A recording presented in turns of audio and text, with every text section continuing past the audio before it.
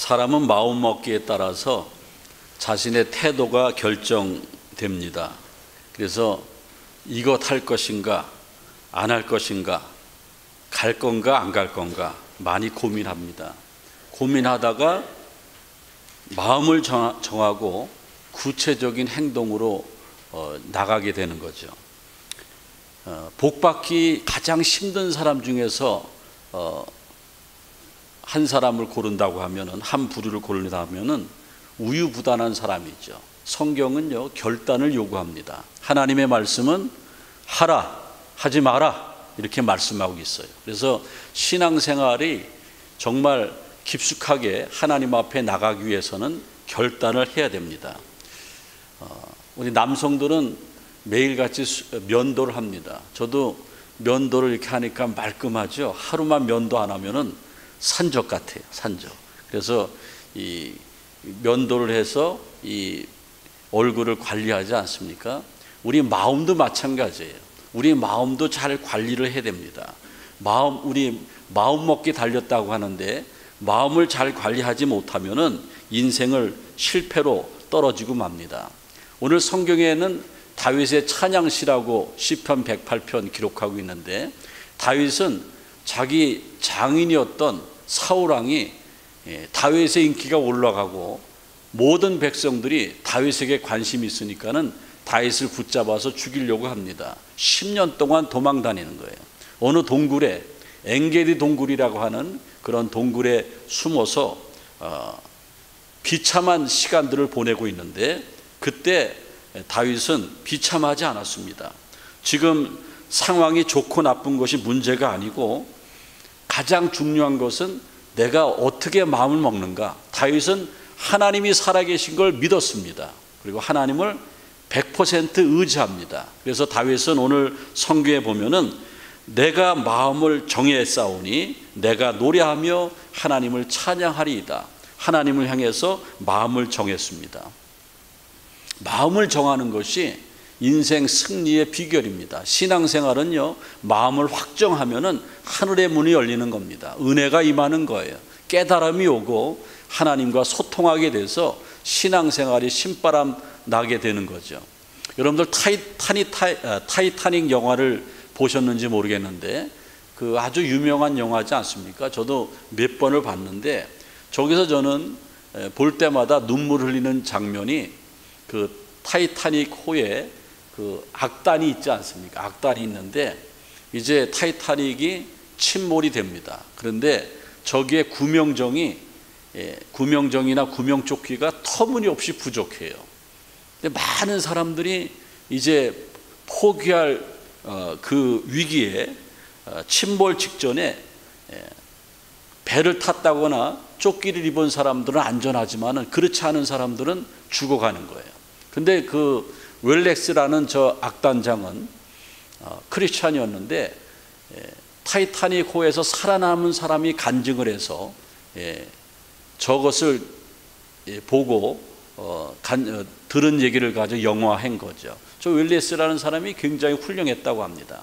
그 악단장인데 저 영화의 장면이고 저 사진은 실제 인물인데, 점점 배가 침몰하는데 악단은 거기 배에 그 직원이기 때문에 뭐 구명조끼를 구할 수가 없었어요. 웰리스가 외칩니다. 악단원들한테, 우리도 어차피 죽는데 저 두려움에 빠진 승객들을 우리가 마지막에 위로하면서 우리도 최후를 마치자.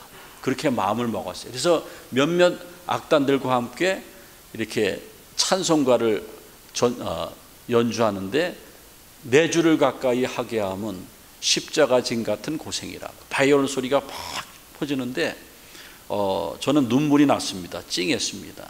바로 죽기 직전에 저 웰레스하고 그 악단들이 우리도 죽지만은, 우리도 두렵지만은 더 두려움에 빠진 저 승객들을 마지막에 위로해야겠다. 그러면서 마음을 정하고 마지막 순간에 거룩한 죽음을 하는 거예요. 여러분들, 우리가 신앙생활하면서 인생을 살아가면서 가장 중요한 것은 어떻게 사냐도 중요하지만은 어떻게 마무리하냐도 굉장히 중요합니다. 그런데 거기에 작용하는 것이 마음이죠. 우리 마음을 어떻게 정해야 되는가? 그것이 굉장히 중요하다는 겁니다. 오늘 다윗은 마음을 정했습니다. 어디서 정했냐면은 그 동굴 속에서 죽음이기 직전에서 참담한 상황 가운데 마음을 정하는 거예요. 하나님이여 내 마음을 정하여 싸우니 내가 노래하며 나의 마음을 다하여 찬양하리로다.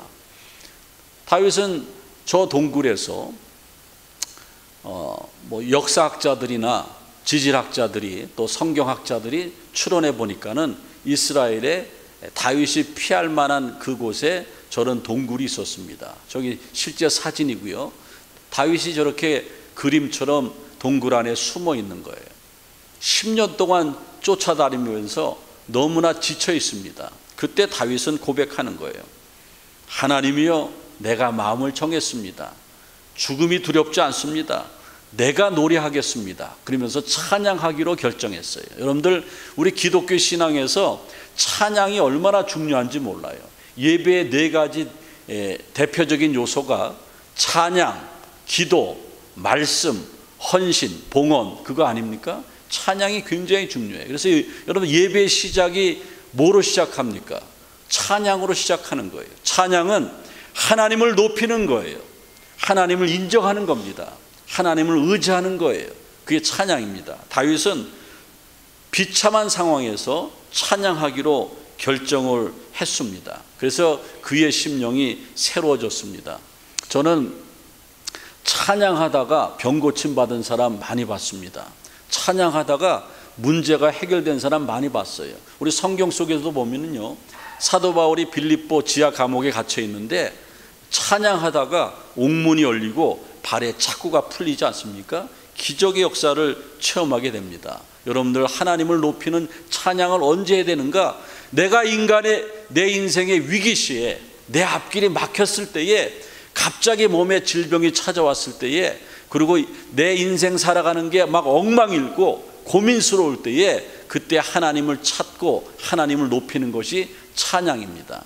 요즘에는 여러분들 옛날에는 찬양 하나 배우려면 얼마나 힘들었습니까? 요새는 유튜브에다가 찬양 이름만 딱 치면은 반복 듣기 하면 하루 온종일 내가 좋아하는 노래를 들을 수 있습니다. 찬양할 때에 우리의 영혼이 살아나는 겁니다. 찬양할 때에 새 힘이 솟구치는 거예요. 찬송생활의 권능이라고 하는 책이 있는데, 멀린 목사님이 진 책인데, 그 책에 보면은 어떠한 환경에서든지 끊임없이 찬양하면은 하나님께서 역사하신다라는 거예요. 그런데 많은 사람들이 찬양하다가 기적을 체험하는 거죠. 이 멀린 목사님도 갑자기 잇몸이 막 허물허물해지더니 이가 막 다 빠지려고 그래요. 잇몸이 완전히 앉으려고 합니다. 그때에 치과에 갔는데 며칠 있다가 잇몸을 다 뽑고 틀니를 하든지 그렇게 해야 되겠습니다. 굉장히 통증이 심하죠. 그래서 기도를 열심히 하는 거예요. 기도를 열심히 하다가 찬양하기로 했어요. 하나님, 내가 잇몸이 무너져 내리고 치아가 없다 그래서 내가 찬양 못할 게 어디 있겠습니까? 하나님을 찬양했어요. 한 3, 4일 그렇게 찬양했는데 잇몸이 막 쑤시다가 좀 안 아파요. 그래서 이제 병원에 가봤는데 기적이 나타났어요. 붓기가 깔아앉고 잇몸 상태가 좋아지고 치아도 그대로 사용하게 됐다라는 거예요. 그러면서 책을 쓰면서 하나님 앞에 간증한 거예요. 나도 내가 육신의 아픔이 있었는데 찬양하다가 기적을 경험했다. 저는 개인적으로 그 신방에서 우리 교우들이 몸이 많이 아프거나 또 문제가 있는 분들에게 저는 찬송하기를 권하고 있습니다. 찬양하기를 권하고 있어요. 찬양할 때에 하나님이 역사하시는 겁니다. 찬양하면요 기적이 나타나요. 아멘 안 해도요 찬양해 보세요. 기적이 나타나요. 찬양하면은 마음이 뜨거워져요. 마음이 뜨거워진다라는 거예요. 세상 노래는요 사람의 마음을 감동시키지만은 하나님을 찬양하는 그 찬양은 우리의 영혼이 살아나는 거예요. 마음만 움직이는 것보다도 우리의 영혼이 살아날 때에 그 모든 것을 더해 주시는 하나님의 큰 축복이 임한다라는 것이죠. 다윗은 저 동굴에서 찬양하기로 결정했어요. 여러분들 찬양하는 인생을 사시길 바랍니다. 요즘에는 찬양할 수 있는 환경이 너무나 좋습니다. 저는 찬양을 언제 많이 하냐면, 여러분들도 그런지 모르지만은 운전할 때 찬양 많이 합니다. 특별히 내가 1시간 이상 어디를 갈 때에 아주 찬양하기 좋은 거예요. 저는 미국에 와서 미국 사람들이 한국 사람들과 음악성이 있어요. 한국 사람들은 신호대기나 이렇게 보면은 뭐 노래 부르는 사람 뭐 있습니까? 미국 사람들이 이렇게 보니까는 그 신호대기 할 때 막 제 차가 막 울려. 그런데 뭐가 좋은지 막 그냥 뭐 미친 듯이 노래하고 막 그러더라고. 그리고 그 얼굴을 제가 이렇게 보면은 악해 보이지 않고 굉장히 행복해 보여요. 세상의 노래를 미친 듯이 그렇게 해도 행복한데, 만약에 여러분들 어디 혼자 운전할 때에 내가 은혜 받은 찬양을 가지고 막 한번 찬양해 보세요. 여러분에게 놀라운 일이 생겨날 줄로 믿습니다. 찬양은 정말 우리가 위기시에 필요한 거예요. 그 다음에 오늘 2절 말씀에 보면은 비파와 수구마 깰지어다 내가 새벽을 깨우리도다 그랬습니다. 다윗은 도망 다닐 때도, 왕이 됐을 때도 항상 새벽 시간은 하나님의 것이었어요. 24시간의 가장 시작 지점인 눈을 뜰 때에 하나님을 찾았습니다. 새벽을 깨우리도다. 새벽에 뭐 했겠습니까? 새벽에 기도했을 겁니다. 마가복음 1장 35절에 보면 예수님도 새벽 오히려 미명에 한적한 곳에 가서 기도하셨다고 그랬습니다. 시편 42편 5절에 보면은 새벽에 하나님이 도우신다고 그랬습니다. 새벽 시간은 굉장히 중요한 거죠. 성경에 보면은 새벽에 여리고성이 무너졌어요. 새벽에 예수님이 부활하셨습니다. 아브라함이 자기 아들 이삭을 모리아산에 데리고 가서 산제물로 드리려고 했던 그 시점이 새벽 시간이었습니다. 여러분들 새벽에 하나님을 만나는 건 굉장히 중요하죠. 다윗이 형통한 인물이 됐던 것은 새벽 시간에 하나님과 깊은 교제를 했습니다. 우리 한국의 교회는요, 우리 어려서 이렇게 보면은 새벽에 이렇게 가면은 할머니 어머니들이 성경책 가방 들고 다 교회로 향해 하루 일과를 시작하기 전에, 장에 나가서 장사하기 전에, 애들 밥해서 학교 보내기 전에 새벽 기도 먼저 갔어요. 그래서 우리 한국 교회가 부흥했고 한국이 잘 사는 나라가 됐습니다. 새벽을 깨우는 나라였습니다. 안 될 수가 없죠. 그 조그만 나라가 세계에서 지금 잘 사는 나라가 됐지 않습니까? 여러분들은 기억할지 모르지만은 제가 어려서 새벽에 눈을 뜨면은 교회 종소리들이 울려요. 그렇죠? 교회 종소리. 땡그랑 김집사야 교회 와라. 땡그랑 아무개 장로야 교회 와라. 그러는 거죠. 그러면 종소리 듣고 이제 교회로 향하는 거죠. 그리고 하나님을 만나고 하루를 시작하는 거예요. 한국에 판사를 20년이나 하신, 그리고 지금 변호사인데 문흥수 변호사님이 있는데 굉장한 크리스찬이죠. 저 사람은요, 새벽에 엎드려서 기도하면은 하나님의 은혜가 폭포수처럼 내린다고 고백하고 있습니다. 공부도 잘했던 사람이지만은 밤에 3시간 공부하는 것보다 자기는 새벽에 1시간 공부하는 게 더 효과가 있었다고 합니다. 그래서 사법연수원에서 수석으로 졸업한 사람이에요. 유능하신 분이죠. 저분이 뭐라고 얘기하냐면은 나는 새벽 기도 한 날과 새벽 기도 안 한 날과의 차이가 하늘과 땅 차이였다. 이분이 말하는 새벽 기도는 꼭 교회만 나와서 새벽 기도하는 게 아니에요. 아침에 눈 떨어지면 있는 곳에서 먼저 다윗처럼 하나님을 찾는 거죠. 그리고 법관이 돼가지고 바쁜 시절을 보내다가 새벽 기도를 못하게 되는 거예요.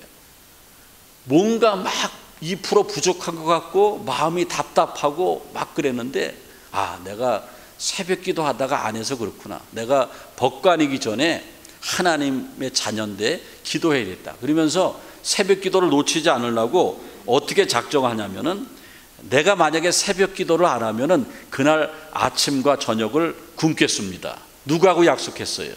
부인하고 자식들하고 하나님 앞에 약속한 거예요. 하나님 앞에 약속했으니까는 저분이 정말 새벽 기도 안 하는 날 아침하고 저녁을 안 먹으니까는 배가 고파 아주 미칠 지경이에요. 그래서 배가 안 고프려고도 기도 열심히 했다라는 거예요. 그리고 항상 고백하기를 나는 새벽 기도해서 하나님 앞에 큰 복을 받았다고 말하고 있습니다. 위기 시에 새벽에 기도할 때에 하나님께서 우리를 깨우쳐 주신다라는 거죠. 내가 새벽을 깨우리로다. 이제 하늘나라 가셨지만은 빌리그레암 목사님 아시죠? 그분이 일본을 방문했는데 새벽에 막 그냥 기계 돌아가는 소리가 막 나더래요. 아, 일본은 경제적으로 잘 사는 나라가 되겠다. 카나다를 가는데 카나다에서는 아침에 일어나니까 그냥 새들이 지지배배 왜 새들이 왜 지지배배 그런지 모르겠어요. 막 하고 막 새벽이 상쾌하니까 야, 이 카나다는 이 자연이 참 좋고 공기가 좋다.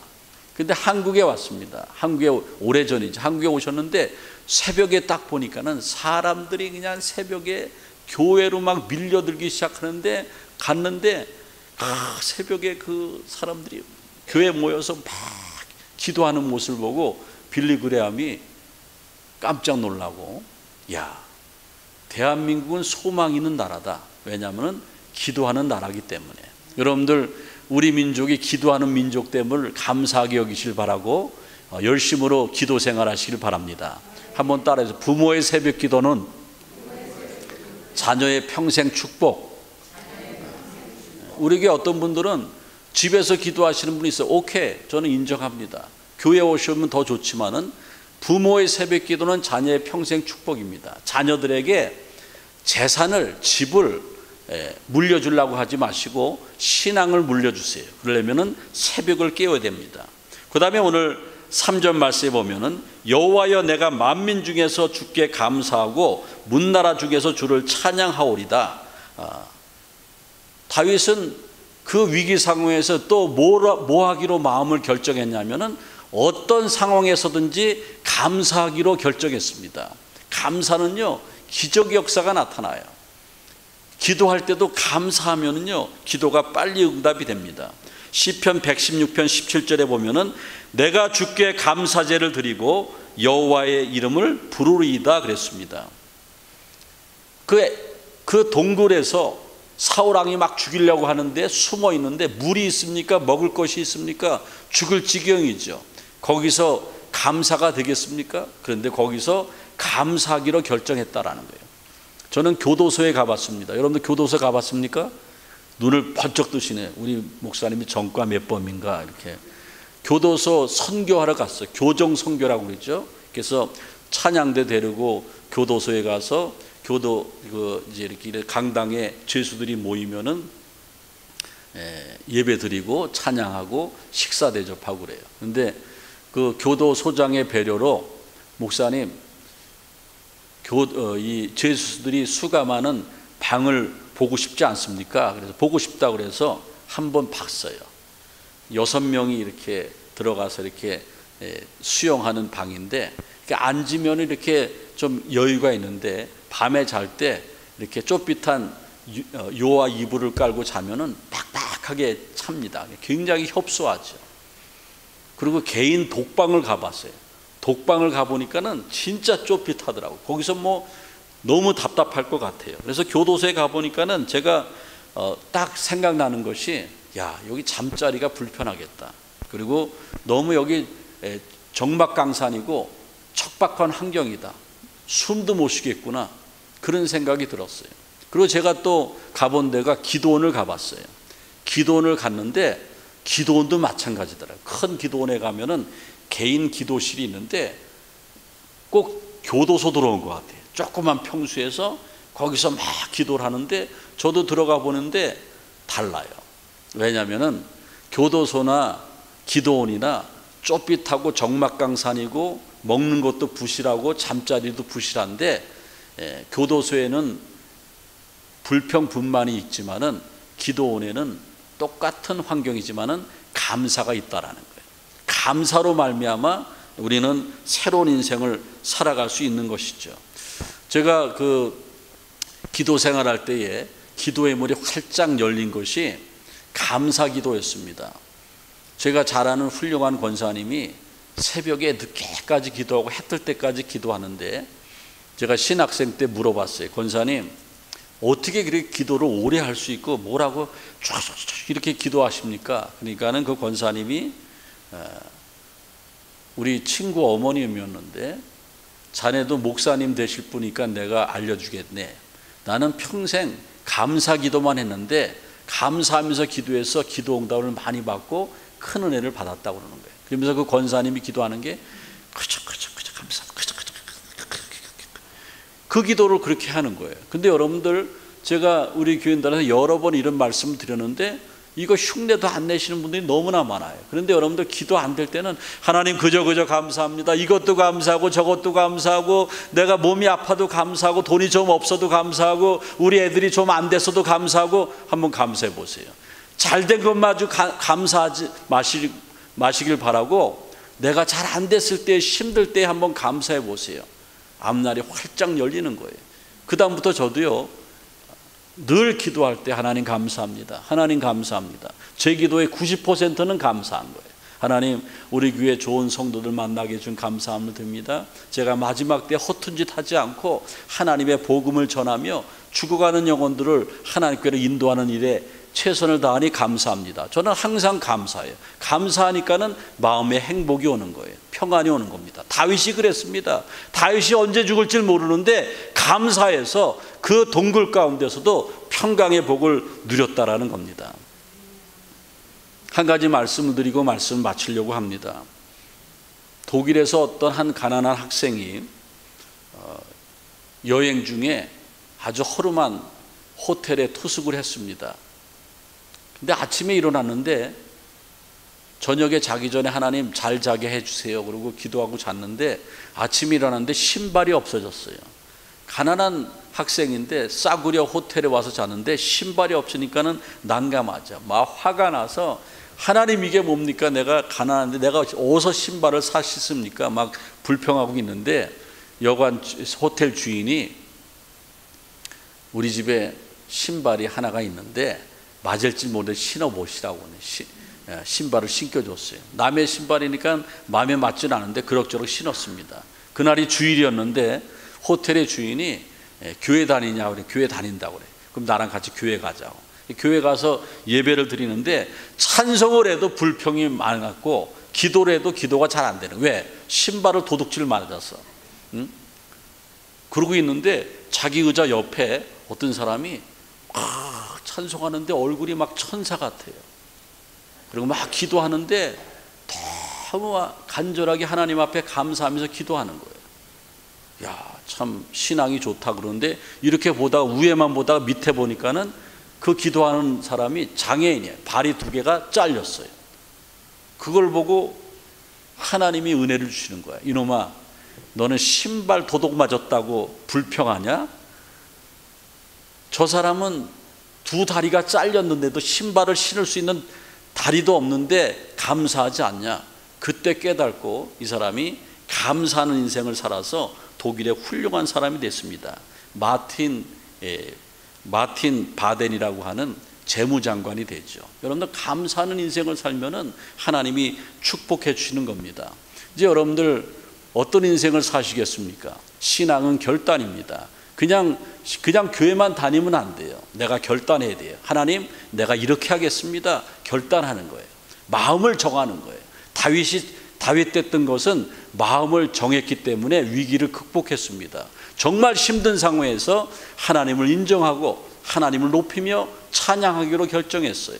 다윗은 위기 시에 새벽에 일어나서 하나님을 찾고 하루 일과를 하나님 앞에 아뢰면서 기도하기로 결정했어요. 그리고 다윗은 지금 감사할 상황이 아닙니다. 환경이 감사할 상황이 아닌데 감사하기로 마음을 정했습니다. 그래서 다윗은 형통하게 됐다라는 겁니다. 여러분들, 우리의 인생은 그렇게 길지 않습니다. 언제 하나님이 부르실지 모르는 거예요. 히브리서 9장 27절에 보면은 사람이 한 번 죽는 것은 하나님께서 정해놓은 것이고 그 위에는 심판이 있으리라. 심판은 천국과 지옥이 있다라는 거예요. 여러분들, 이 마지막 때에 우리가 신앙생활하는데 허송세월해서 되겠습니까? 하나님 하나님의 은혜를 깨닫고 마음을 정하시길 바랍니다. 이제부터 찬양하며 사시길 바라며 기도하며 사시길 바라며 감사하며 사시기를 바랍니다. 기도하겠습니다. 하나님 감사합니다. 오늘도 아버지 은혜 가운데 저희들 하나님 앞에 나와 예배드리게 하시고 귀한 말씀을 받았습니다. 다윗은 오늘 시편 108편의 찬양의 시로 말미암아 정말 찬양할 수 없고 기도할 수 없고 감사할 수 없는 그러한 참담한 상황에서도 하나님의 이름을 높이며 찬양하고 기도하며 감사했습니다. 그래서 다윗은 형통했고 왕 중에 왕이 됐고 다윗이 이스라엘 왕으로 있는 동안에는 이스라엘이 평탄했습니다. 그리고 다윗의 후손이 큰 복을 받게 됩니다. 그러한 은혜를 우리에게도 허락하여 주옵소서. 예수님의 이름으로 기도하옵나이다. 아멘.